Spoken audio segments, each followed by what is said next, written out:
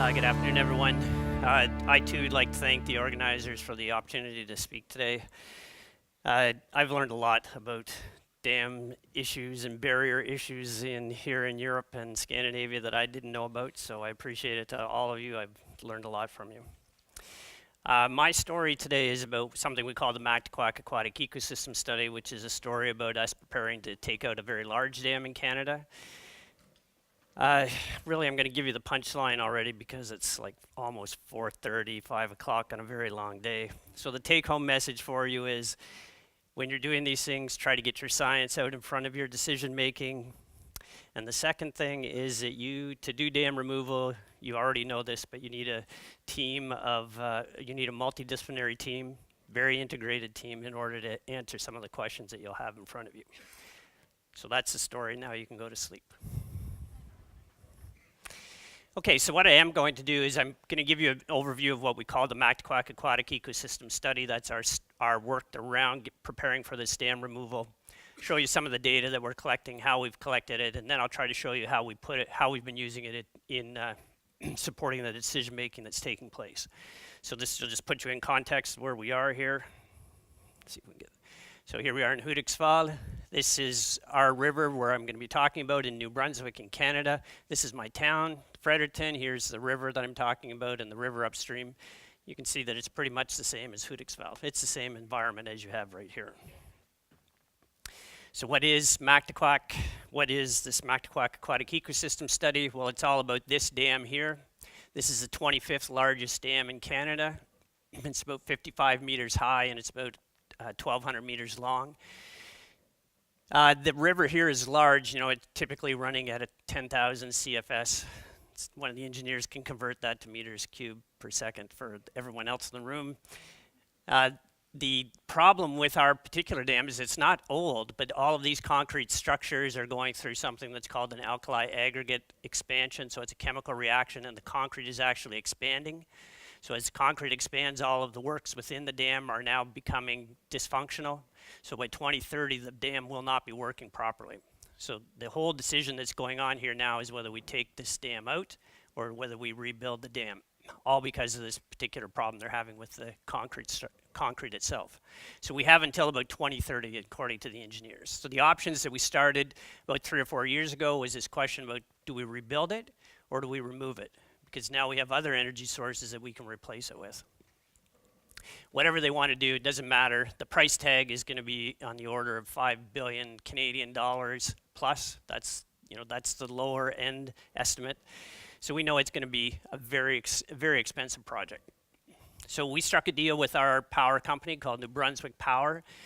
We're the Canadian Rivers Institute, a multi-year deal, a project that we wanted to run here. It wasn't just about preparing them to make a decision. It was about, okay, we're going to make the decision, then what are you going to do? Then we're going to monitor it as it comes back to whatever river state it'll be in the future. So we're currently in what we call phase 1, which is how they're going to make the decision. So what they proposed was they were going to either remove the dam entirely or they were going to repower the dam. So they're going to rebuild the dam on the other side of the river. But then a few years ago, they sprung a new one on us and they said, well, I think maybe we'll just refurbish it. Maybe we'll try to fix all of that concrete that's having a problem. So currently, we're also tacking this onto some of the studies that we've been doing. So here in phase 1 of what we call MAZE, we've really been working on modeling what is the current state of the river. What does it look like now? Trying to establish all of our biological baselines.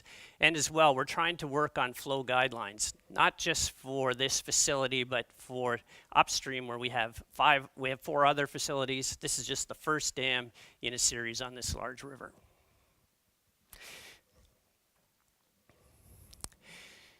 So here's a map of New Brunswick. So this is eastern Canada, Nova Scotia, Halifax. Some of you might know Quebec's here, Boston's down here.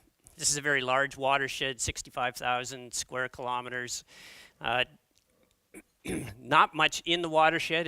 This yellow shows mostly forested land. There's only about 100,000 people or so who live there. But it is large and important and lots of other uses that are on. This black area here is the area close to the dam. You can see the reservoir here and the dam and downstream in the islands down to my city of Fredericton. This is the area, I'm going to show you a bunch of graphs from here just to give you an idea of the kind of modeling and things that are going on.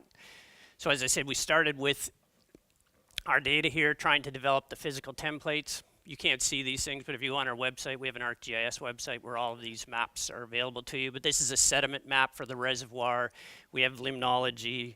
We have bathymetry for all of the head pond down to the river, LiDAR of all of the reservoir and down through the islands. This is all LiDAR mapping. So we have a good physical template of what we're doing. We built temperature models, 2 of them. This is the first one that we've run. We're going to see if we can. In this particular model, we have, this is the dam here and the main stem of the dam. This is all of the tributaries of the lower river, and this model now can run. It's running through, it started in the winter and is going into the warmer parts of the summer. So we have models that we can now look at how the temperature changes will occur in our lower river.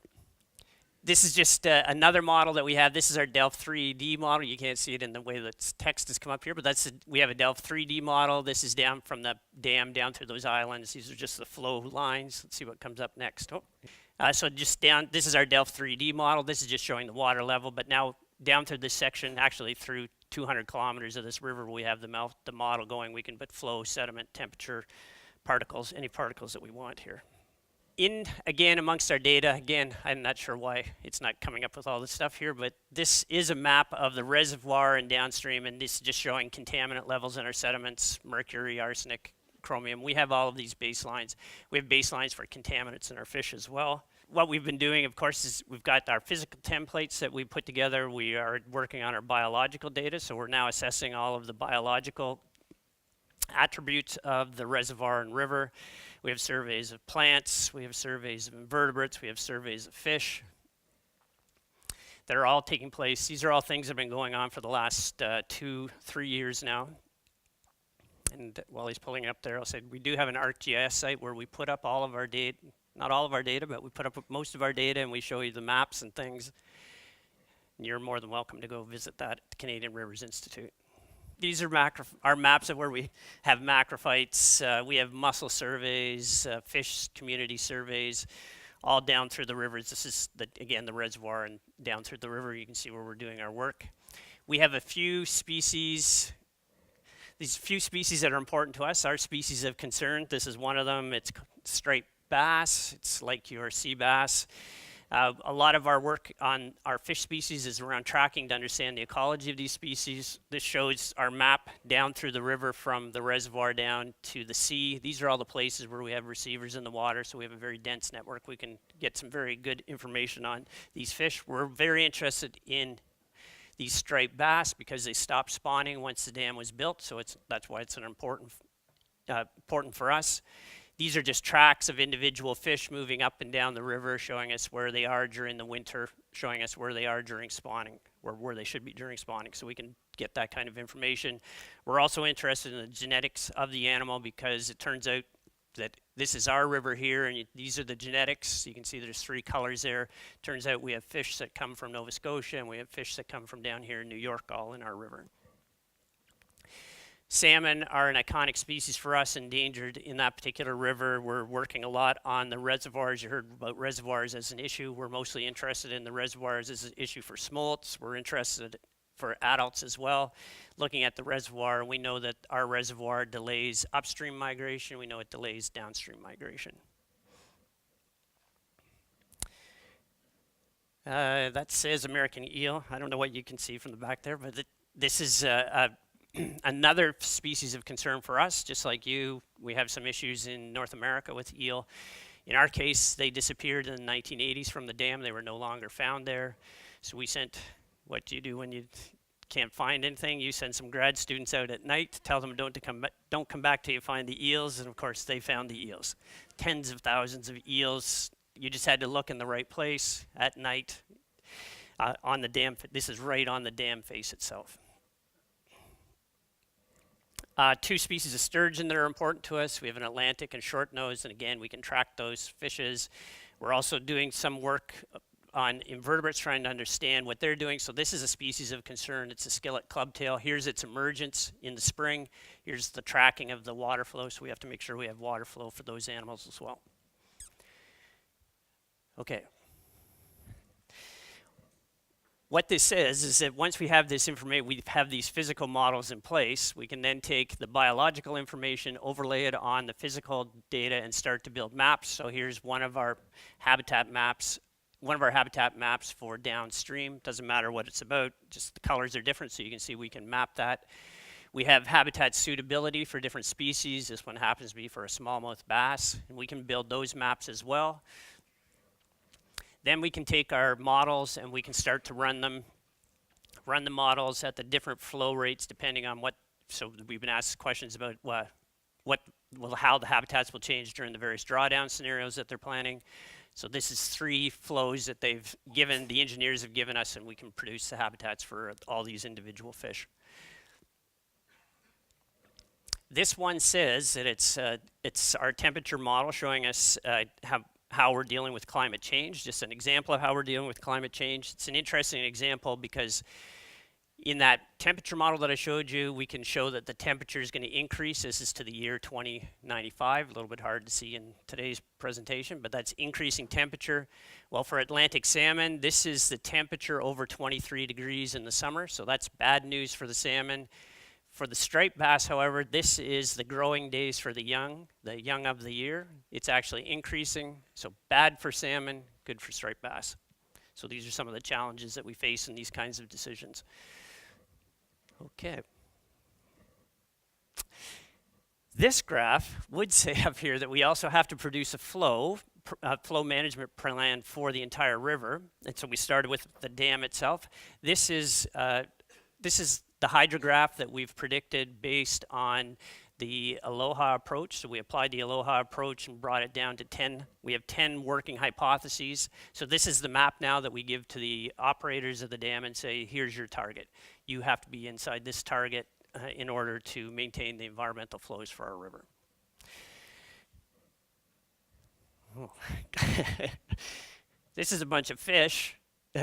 It's a bunch of fish because we have to refurbish. They're talking about refurbishing. That means we have to deal with fish passage, and we don't have fish passage at this dam at the moment. We have a trap and truck system for 3 species only, sorry. So now we have to think about this dam, which happens to be the most diverse fish fauna in eastern North America. If it's 55 species of fish that are at the base of that dam that have to get up and then have to get over that 55-meter jump. Okay. This one, just to show you the sediment of the rivers. Once we have all these models working, we'll give it a try and see what happens. This is the reservoir. So this is 200 kilometers of the reservoir. The maps that you see over here are how we predict the sediment will change. So we can run that model, and you'll see slowly the changes. You can see the river forming.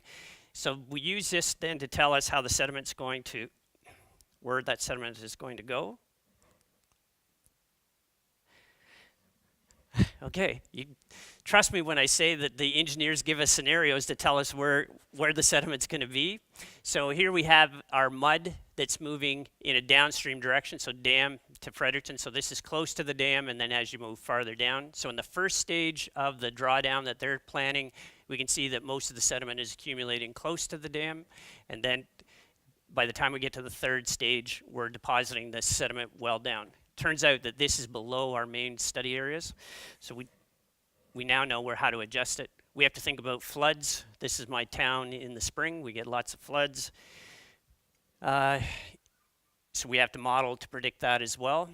So we have a CFD model that's predicting how the release from the water during the floods and developing flood risk maps for them as well. Okay. We're at the end, and what it says there is that this is the summary of what I just told you. But what it says basically is that over the past 3 years, we put together all of our baseline data. We have our physical models in place. We have our temperature models in place. We have our biological data starting to accumulate. We don't have all of the data that we need to understand the natural variability, but we continue to work on that. Part of the biological data as well, it's not just about the mapping of the habitats, it's about developing metrics that are specific to the river. That's why you try to get your science in front of this decision making, so that when it comes time to have metrics to say the river's changing, you can say, oh, this is the right metric to use for that river. So that's part of the biological work that we're doing. We're modeling scenarios, so we continue to model the scenarios. We work with a big team of engineers. We are just a small piece of a very big project, you can imagine, for a big dam like this. So the engineers are constantly feeding us their various scenarios, and we run these models for them. Obviously, we're trying to predict habitats for the animals as well, and for the plants. What's interesting is because of the work that we're doing on dam removal, it's now become a conversation that's a real conversation in Canada. So prior to this, there has been exactly 3 reported dam removals in Canada.